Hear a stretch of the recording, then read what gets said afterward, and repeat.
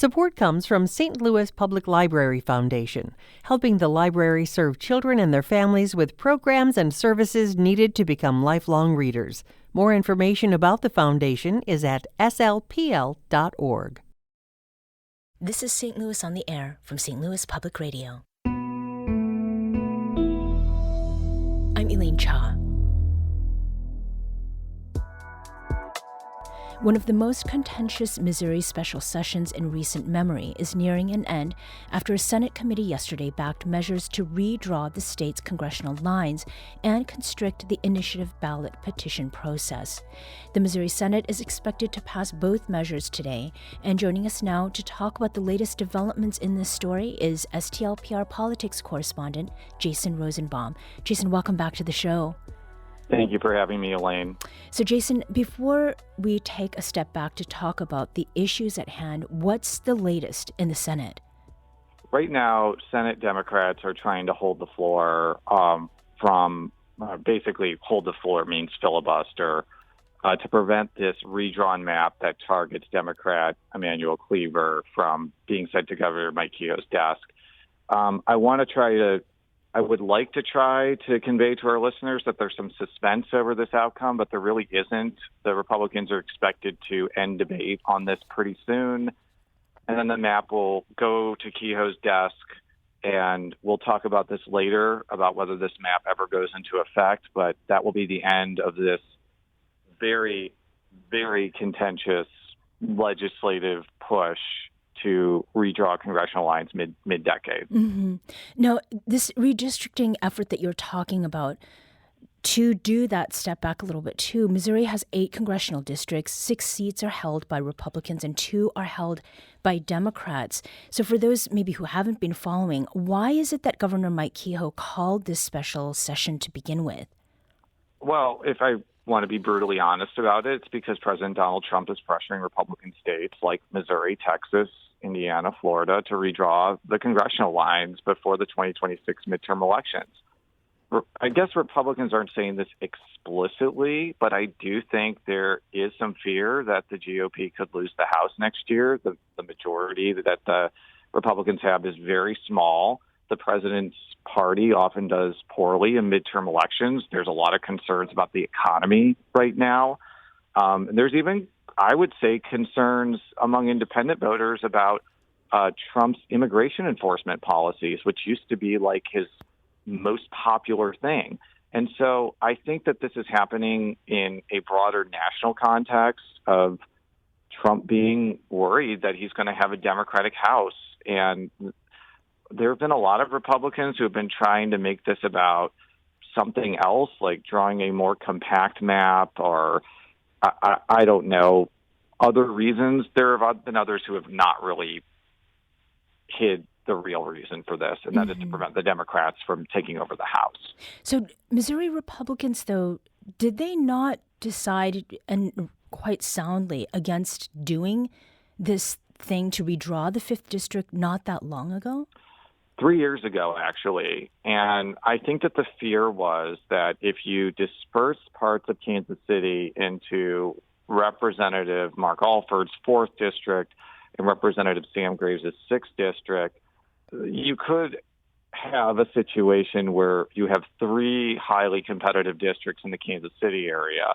Now, that's not to say that Republicans won't win all 3 of those seats next year or in 2028, but, you know, if certain trends that have been basically stagnant in Missouri politics change, like, for instance, Democrats get more than 20% of the votes in rural counties, our turnout in Kansas City goes up, or some suburbs that are 50-50 just become solidly blue, like, that could actually happen. I'm not saying it's going to happen next year, but that's the reason they didn't do it 3 years ago.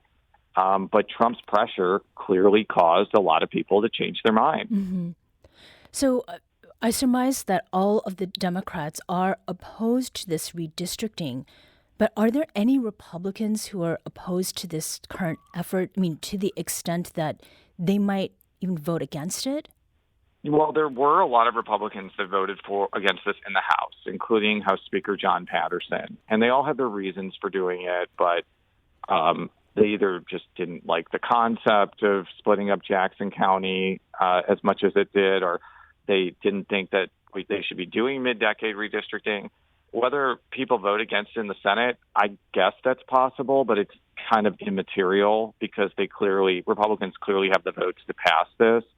One of the really interesting points, though, in the last week was Senator Joe Nicola, a Republican from Independence, basically saying that his autonomy as a senator had been stripped away because of so much outside pressure to pass this map. And he did not like the idea that somebody who represents over 180,000 people was just being ordered to do something. And I found that to be very illuminating because Nicola was seen by a lot of people as this very conservative senator when he won election last year. But he has surprised even Democrats by just saying that out loud. And I honestly don't think what he's saying is untrue, because it does kind of feel at times like this is on autopilot here at the General Assembly for reasons which I'm sure we'll discuss in a minute. Mm-hmm. And what was it that House Speaker John Patterson said about why he voted against this redistricting? Was that a surprise? No, it wasn't a surprise. It was rumored for weeks. And I think his rationale was he liked some aspects of the map, but he did not like seeing Jackson County split basically between the 4th and the 5th districts. Jackson County was split under the old map, but not in a particularly significant way. So I think that was part of his reason. But he didn't do anything to stop the bill from passing. The Speaker of the House has a lot of power to really hold up any legislation they don't like. And he didn't do that in this instance. He hasn't really done that when he has disagreed with major priorities and voted against it. And maybe to play devil's advocate to some of his critics, if he had tried to prevent the redistricting plan from getting to the floor or passing, he would have been almost certainly ousted from his position, and somebody else who would have done it would have been put in his place. Mm-hmm. So I think like this is one of those instances where I guess he basically, through his behavior, sent a message to his caucus that we have enough votes for this, but you can vote the way you want, mm-hmm. basically, without a lot of pressure. And there's real consequences to that, which I'm sure, again, not to predict the course of this interview, but I'm sure you're going to get to pretty mm-hmm. soon. Would the congressional map changes, Jason, affect the St. Louis area congressional districts at all? Yes, it would. It would put all of St. Charles County into Bob Onder's district, and it would take parts of Jefferson County as well as Crawford, Gasconade, and Washington counties and put it into Congresswoman Ann Wagner's district. It would also place a lot of largely white inner ring suburbs into the 1st Congressional District, which is represented by Representative Leslie Bell. And that last part was something I really didn't think about that much, but because lawmakers are using old census data from 2020, 2021 to draw this map, I don't know if they can definitively say if the 1st District still has a majority African-American population. And that's really important because the 1st District is protected by the Voting Rights Act. You cannot dilute the Black population too much under that act. And that could be a really interesting and salient bullet point in the inevitable lawsuit that comes against this map. Mm-hmm. Now, the reaction among Democrats, State Representative Lakeisha Bosley of St. Louis said the new maps were racist. What was her reasoning for it? She had a very specific reasoning for that. One, that it potentially diluted Black political power in St. Louis. And number two, it cuts off the Black community or the traditional demarcation line between white and Black Kansas City. That border is used to divide the 4th and the 5th districts. In fact, Congressman Emanuel Cleaver spoke at length yesterday about how Troost Avenue was the traditional dividing line between African Americans and white Kansas Cityans, and that there have been a lot of efforts to try and erase that line over the past 40 years, and this is bringing it back. So those were the two things, and I think also the fact that Republicans are specifically trying to oust a Black congressman who admittingly does not represent a majority Black district. but make his district significantly more rural, and almost certainly if he loses, would be replaced by a white Republican rural representative. I think they also see that inherent act as, I'm just going to use their words, being racist. Mm-hmm. Democrats have also said that mid-decade redistricting is illegal and unconstitutional. What is their argument there? And does it get to what you were saying earlier, Jason, about the Voting Rights Act? Yeah, part of it is the Voting Rights Act, as I mentioned, but the more salient points that will be a part of this lawsuit is Democrats don't believe that you have the right or the ability to do congressional redistricting in the middle of the decade. And the other thing goes to equal population requirements. Since the census data is old, there's really no way to know if you are meeting the constitutional guidelines for equal population. On that second point, that has been litigated before in Texas, and it was not seen as a compelling reason to strike down that map. So there is precedent against that argument. But that was done in 2003, and this is 2005, and there has been clearly a lot of population movement throughout the state in the last 4 years. So it'll be interesting to see if, like, the judges who judge whether this map is legal or not, they find that compelling. Mm-hmm. So as far as what is next, Jason, redistricting opponents could try to gather signatures to put the proposal up for a statewide vote. So walk us through this quickly. What would have to happen? Yeah, and that's what I was alluding to earlier. What would have to happen is after they pass this, the bill is signed into law. I was actually talking with the Secretary of State's office, but it's not exactly clear when the 90-day clock starts, but eventually a 90-day clock will start for people to collect more than 100,000 signatures in 6 out of 8 congressional districts. And if they do that, the map goes on the ballot in November 2026. My understanding is, I don't know if the governor can move that election. I think the legislature can. But if it's in August or November, to me, that's immaterial because the map can't functionally go into effect until 2028. So if this happens, there are certainly some like off-the-wall scenarios that I guess the legislature could try to, prevent this from having much of an impact. But all the scenarios are kind of bad. Like trying to put this map up for a vote in March means like you're having a low turnout election where like very motivated voters are going to know about this and vote against it. I mean, they could try to vote again on a map in April or May, but I don't think they're going to get enough votes to make it go into effect right away, and it would go into effect in late August. This referendum, I am still kind of shocked that nobody thought about this. And admittingly, I didn't think about this until I realized they didn't have enough votes for an emergency clause, which is vernacular for bills to go into effect right away. But like, this is a very high risk move, as we've kind of elaborated on.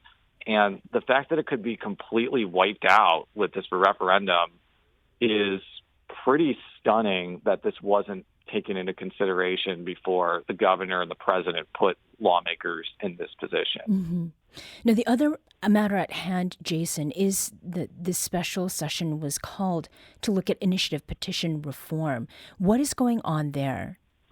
So this proposal would require any constitutional amendment that's put on the ballot through the initiative petition process, when that would mean people get a certain amount of signatures in a certain amount of congressional districts, to pass with a statewide vote and in all 8 congressional districts. And even proponents of this have conceded this would make it extraordinarily difficult to amend the state constitution through the initiative petition process.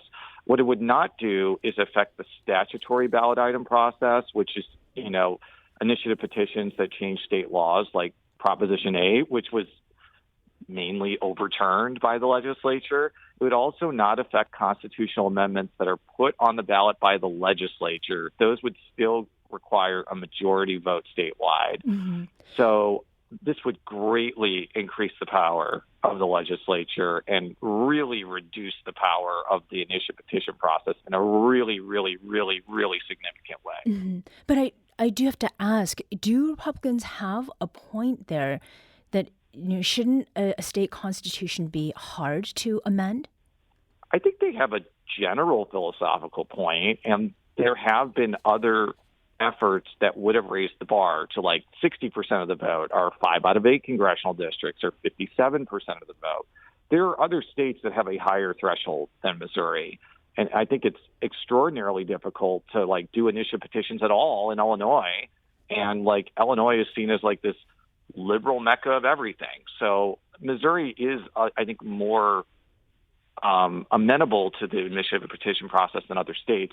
I just think 8 out of 8 congressional districts is such a high bar that like I don't think anything would pass under that, even like a measure saying puppies are cute, because you could just center all your focus in trying to get one congressional district to argue that puppies are not cute, and the amendment fails. So this is a much more restrictive, draconian, harsh measure than in the past, however you want to use the pejorative. And I think that's why people are surprised it's making it through the process, because a lot of other less restrictive ones kind of failed pretty soundly to even make it to the ballot. Jason, thank you so much for giving us the rundown about that. Jason Rosenbaum is STLPR's politics correspondent and joined us from the state capitol in Jefferson City.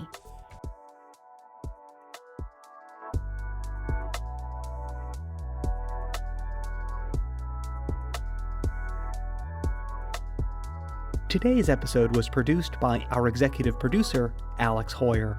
Audio engineering and podcast design by Aaron Dorr. St. Louis on the Air is a production of St. Louis Public Radio. Understanding starts here. Do you find yourself regularly listening to episodes of St. Louis on the Air? Suggest us to a friend you think might enjoy our conversations. And leave us a review and rating on Apple Podcasts on the App Store. It's the simplest way to help people discover our show. Thanks.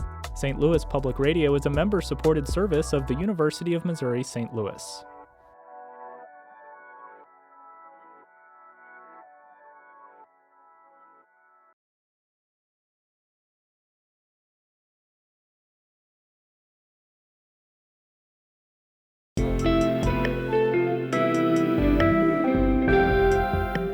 The Gateway brings you the day's news each weekday from around the St. Louis region and the state capitals in Jefferson City. Our schools are accredited. We don't need this bill. And Springfield. How many more years must pass before lawmakers see time is of the essence? I'm Abby Larico. Join me each weekday for The Gateway on the STLPR app or wherever you get podcasts.